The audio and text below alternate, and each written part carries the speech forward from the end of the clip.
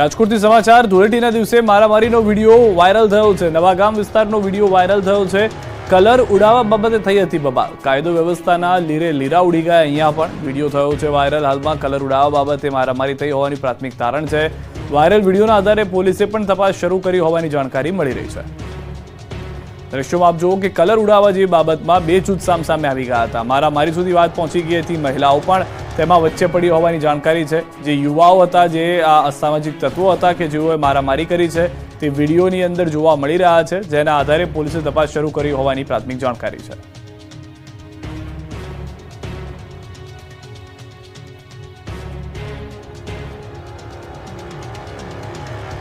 છોટાઉદેપુરમાં ગેરના મેળાની રંગત જામી છે।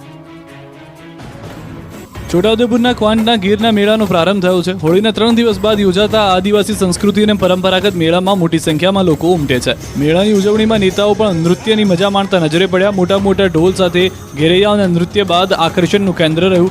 દર વર્ષે હોળીના 3જા દિવસે ક્વાંટ ખાતે ગીરનો મેળો યોજાય છે। આદિવાસીઓ ઘેરૈયાને બની માનતા પૂરી કરે છે।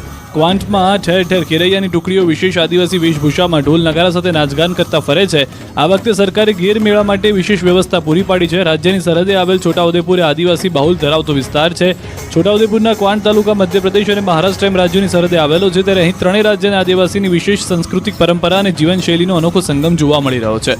હોળી પૂર્વે અને બાદમાં સતત એક સપ્તાહ સુધી જુદા જુદા ગામોમાં વિવિધ મેળાઓ યોજાય છે, જેમાં સૌથી મોટો અને સુપ્રસિદ્ધ ક્વાંટનો ગીરનો મેળો ગણાય છે। દર વર્ષની જેમ લીધેલી બાધાઓ અહીંયા પરિપૂર્ણ થતા હોવાના ઈષ્ટદેવને આપેલા વચનને નિભાવવા આદિવાસીઓ આદિમાનવ સહિત ઘેરૈયાઓનું વિવિધ સ્વરૂપ ધારણ કરે છે અને પોતાની બાધા પ્રમાણે ગેરની ભીખ માંગે છે। આ રકમથી તેઓ પોતાની માનતાની વિધિ પૂર્ણ કરે છે અને એટલે જ આ મેળાને ગીરનો મેળો કહેવાય છે। મેળામાં આદિવાસીઓ ઢોલ નગારા પાવાના તાલે ઘૂઘરા બાંધીને ટીમલી નૃત્ય કરે છે, જે આકર્ષણનું કેન્દ્ર બને છે। મેળાને જોવા દેશ વિદેશથી પણ સહેલાણીઓ આવે છે। ગુજરાત પ્રદેશ પ્રમુખ સી.આર. પાટીલનો આજે 71મો જન્મદિવસ છે। ગુજરાતના પ્રદેશ પ્રમુખ સી.આર. પાટીલના જન્મદિવસને લઈને ઠેર ઠેર ઉજવણીઓ થઈ રહી છે। પ્રદેશ પ્રમુખના લાંબા આયુષ્ય માટે બોલુન્દ્રા આશ્રમમાં યજ્ઞનું આયોજન કરાયું છે। આશ્રમના ઋષિકુમારો દ્વારા મંત્રોના જાપ કરવામાં આવ્યા હતા, તો બોલુન્દ્રા આશ્રમ ખાતે સફાઈ અભિયાન પણ હાથ ધરાયું હતું। જિલ્લાના ભાજપના હોદ્દેદારો અને કાર્યકરો મોટી સંખ્યામાં હાજર રહ્યા। તો મહેસાણા બહુચરાજી મંદિરમાં સી.આર. પાટીલ માટે વિશેષ પૂજા અને પ્રાર્થના કરાઈ। સાંસદ હરિભાઈ પટેલ, રજનીભાઈ પટેલ સહિત નેતાઓમાં બહુચરની વિશેષ પૂજા અર્ચના કરી હતી। બહુચરાજીમાં સ્થિત માં બહુચરનો પ્રિય એવા લાડુનો ભોગ ભરાયો। અમરેલીની વાત કરીએ તો જિલ્લા ભાજપના નવનિયુક્ત પ્રમુખ તેમજ કાર્યકરો દ્વારા સાવરકુંડલા નજીક આવેલા મનોરોગી આશ્રમ માનવ મંદિર ખાતે નવનિયુક્ત જિલ્લા ભાજપ પ્રમુખ અતુલ કાનાણી અને ભાજપના કાર્યકર્તાઓએ જન્મદિવસ ઉજવ્યો હતો। મનોરોગી બહેનોને ફ્રૂટ અને આઈસ્ક્રીમ ખવડાવી ઉજવણી કરી। માનવ મંદિરના સંત ભક્તિ બાપુએ અતુલ કાનાણીને રામચંદ્રજીની પ્રતિમા આપી સ્વાગત કર્યું। તો સુરતમાં સી.આર. પાટીલના નિવાસસ્થાને ભાજપ કાર્યકર્તાઓ સહિત સી.આર. પાટીલના ચાહકો શુભેચ્છા આપવા પહોંચ્યા। સુરત શહેરમાં ઠેર ઠેર વિવિધ લોક સેવાના કાર્યક્રમોનું આયોજન કરવામાં આવ્યું। ઉધના ઝોન કાર્યકર્તાઓ દ્વારા મહારક્તદાન શિબિરનું આયોજન કરાયું। જૂનાગઢના ખાંભલા ગામમાં વૃદ્ધાએ જાતે બનાવ્યું છે નંદનવન।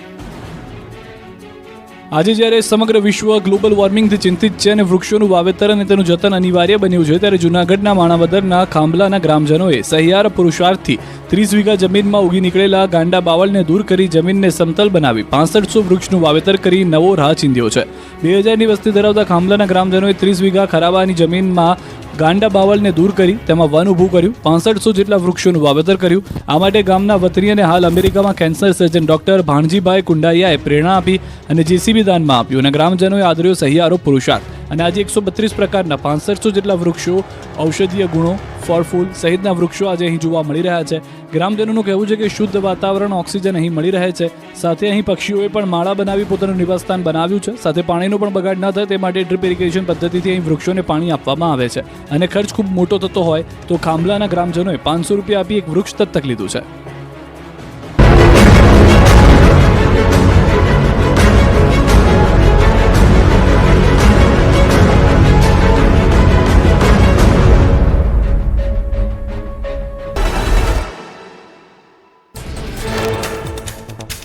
પાકિસ્તાનની સેનાના કાફલા પર ભીષણ આત્મઘાતી હુમલો। બલુચ લિબરેશન પાર્ટીએ લીધી હુમલાની જવાબદારી। હુમલામાં 90 પાકિસ્તાની સૈનિકો માર્યા ગયાનો BLAનો દાવો। ક્વેટાથી તાફતાન જઈ રહેલા પાકિસ્તાની સેનાના કાફલાને BLAએ બનાવ્યો નિશાન। બલુચિસ્તાનના નોશકીમાં RCD હાઈવે પરથી પસાર થતી પાકિસ્તાની સેનાના વાહન પર હુમલો। કાફલામાં 8 બસ હતી સામેલ।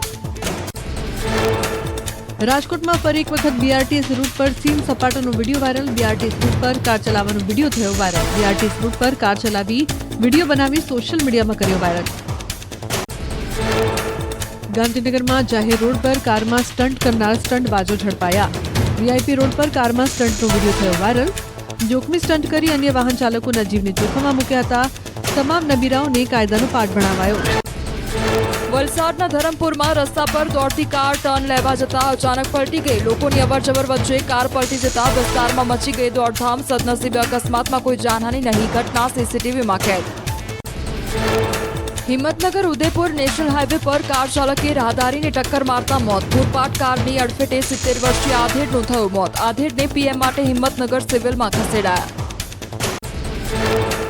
અમદાવાદના નરોડામાં પાડોશી વચ્ચે મારામારી. સદગુરુ લેન્ડમાર્કમાં પાડોશીઓ વચ્ચે થયેલા ઝઘડામાં છરીના ઘા ઝીંકાયા. 4 લોકોને ઈજાઓ પહોંચી. પોલીસે બંને પક્ષની ફરિયાદ નોંધી તપાસ શરૂ કરી. સુરતના રાંદેર વિસ્તારમાં 77 વર્ષના વૃદ્ધ સિક્યોરિટી ગાર્ડ પર અમાનવીય હુમલો. રોડ પર પગ પકડીને ઢસડીને માર્યો માર. પાર્કિંગમાં લઘુશંકા કરવાની ના પાડતા સિક્યોરિટી ગાર્ડને દંડાથી માર મારી જતો રહ્યો શખ્સ. વિડીયો બાબતે રાંદેર પોલીસે શરૂ કરી તપાસ. કચ્છના અંજાર નજીક એક સાથે 5 બાળકો તળાવમાં ડૂબ્યા. ધમડકા ભવાનીપુર વચ્ચે ખડિયા તળાવમાંથી 5ના મૃતદેહ બહાર કઢાયા. ભેંસ ચરાવવા ગયા હતા ત્યારે બની ઘટના. રાજકોટના જેતપુરમાં બાળકીનું અપહરણ કરનાર પરપ્રાંતીય શખ્સો ઝડપાયા. 5 વર્ષની બાળકીને કોથળીમાં ભરતા જોઈ જતા પિતાએ બૂમો પાડતા લોકો એકઠા થયા. બાળકીને બચાવી પરિવારને સોંપાઈ. આરોપીને કરાયો પોલીસને હવાલે. અમદાવાદના કુબેરનગરમાં મંદિરના પૂજારીનો આપઘાત. સુસાઇડ નોટ લખી મંદિર પરિસરમાં કર્યો આપઘાત. સંતોષી માતાના મંદિરમાં પૂજારી સેવા પૂજા કરતા હતા. પોલીસે તપાસ હાથ ધરી. બિલ્ડરના ત્રાસથી આપઘાત કર્યો હોવાનો આક્ષેપ. મંદિરને તોડવા માટે પણ નોટિસો મળતી